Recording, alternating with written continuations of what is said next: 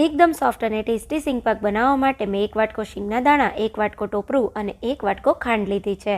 સૌથી પહેલાં આપણે શીંગદાણાને એક પેનમાં ઉમેરી દઈશું અને શીંગદાણાનું ફોતરું અલગ થાય ત્યાં સુધી મીડિયમ ગેસની ફ્લેમ પર શીંગના દાણાને શેકી લેશું. શીંગદાણા સરસ શેકાઈ જાય એટલે આપણે શીંગના દાણાના આ રીતે ફોતરા કાઢી લેશું.